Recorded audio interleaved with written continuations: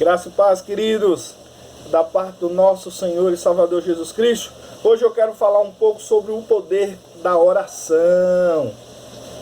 Num tempo desse, o que nos resta é dobrar os nossos joelhos e clamar a Deus.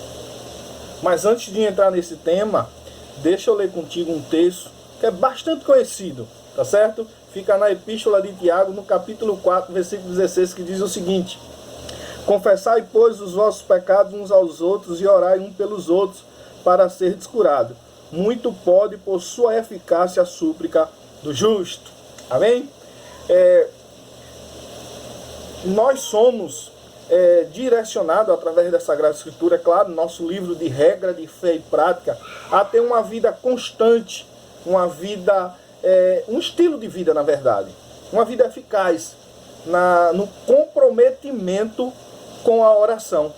E Lucas, no seu evangelho, vai mostrar Jesus, o nosso modelo, né, a quem nós depositamos a nossa fé, a quem confessamos um dia como Senhor e Salvador de nossa vida. O nosso modelo é como um homem intercessor, que sempre procurava lugares privados, lugares onde ele poderia se dedicar a esse período de oração e de intercessão, e nos estimulando, nos ensinando a importância dessa oração. A oração é importante, querido. Não podemos abrir mão disto, de jeito nenhum.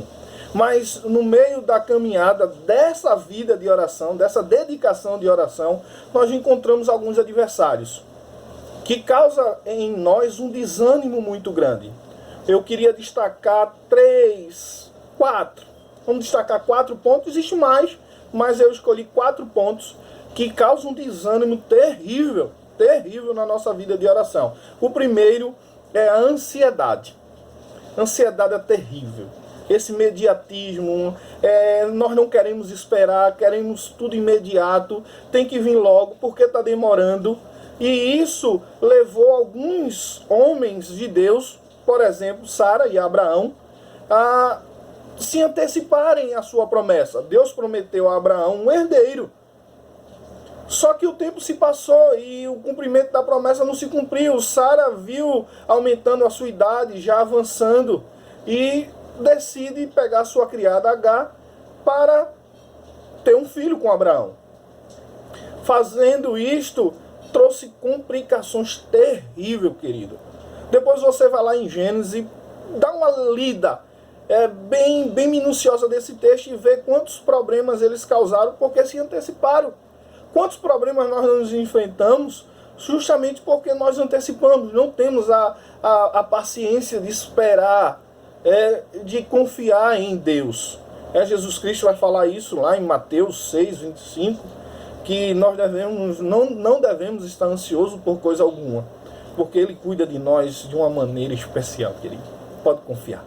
Então, precisamos vencer o perigo da ansiedade. O segundo ponto é a religiosidade. Essa também é terrível no nosso meio. Somos religiosos, grande eu sou, onde Jesus disse, quando você for orar, você ora assim, ó, Pai. Eita, essa intimidade, querido. A religiosidade quebra tudo isso. Precisamos quebrar a religiosidade da nossa vida de oração. Um terceiro ponto é a intenção contrária, o egoísmo das nossas orações. Tiago também ensina sobre isso, no capítulo 4, versículo 3, que nós não recebemos muitas vezes aquilo que pedimos porque nós estamos pedindo para o nosso próprio deleite. E a oração não pode ter egoísmo, egocentrismo. Isso lembra da oração do fariseu. Ó Senhor, eu não sou como um deles, eu sou diferente. Aí aparece um pecador, um publicano, miserável, homem que sou. Veja a diferença. Então, as nossas orações, ela não podem ter intenção contrária à intenção de Deus. Não pode haver egoísmo nas nossas orações. Primeiro adversário que temos que vencer para ter uma oração eficaz. O quarto ponto negativo que eu gostaria de falar é sobre a incredulidade. Marcos 16, do 17 em diante, vai falar que os sinais seguirão aqueles que creem. Querido, vai orar? Ora com fé. Ora crendo. Ora convicto de que Deus está ouvindo a tua oração e no tempo dele, Ele nos dará e atenderá nossas orações. Precisamos ter fé. Tá certo? Então precisamos vencer alguns adversários que causam desânimo. Primeiro, ansiedade. Segundo, religiosidade. Terceiro, egoísmo, intenção contrária. E quarto, a incredulidade. Irmão, e agora, pastor? E então como é que posso ter a minha oração eficaz? Como é que pode ter poder na oração? Primeira coisa que precisamos aprender é que as nossas orações precisam ter arrependimento. Isso, querido.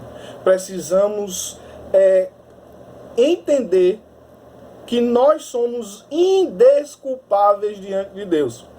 Paulo vai dizer uma coisa lá em Romanos 7,25, que miserável homem que sou, quem me livrará desse laço da morte? Então, somos miseráveis, somos indesculpáveis diante de Deus, somos culpados, sentenciados à morte. Nós não morremos porque Cristo usou de misericórdia conosco. E as nossas orações precisam conter arrependimento. Segunda coisa que eu quero destacar é que as nossas orações, para ser eficaz, ela precisa entender que Deus é soberano. Há uma soberania de Deus. Quando Moisés questiona Deus, perguntando: Deus, o que é que eu vou dizer a Faraó?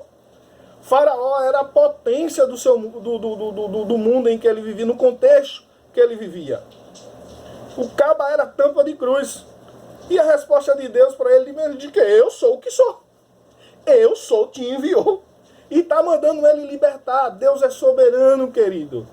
A pandemia ou qualquer outra coisa que venha a viver, que viemos a viver ou conviver, né? Na verdade, estamos convivendo com isto. Precisamos entender que a pandemia está debaixo da soberania de Deus. Deus está no controle de todas as coisas, até das mais implicações, circunstâncias vividas por nós. Deus é soberano e está no controle de tudo. Terceira coisa é fé. O autor de Hebreu vai nos ensinar uma coisa importante, que devemos ter fé. No capítulo 11 ele vai falar sobre fé. A fé é o firme fundamento das coisas que não se vê. Então precisamos ter fé. Então, para a nossa oração ter eficácia, ter o poder que a Bíblia diz que tem, precisamos ter fé. A quarta e última coisa é paciência. Eita, meu Deus do céu. Isso aí é terrível.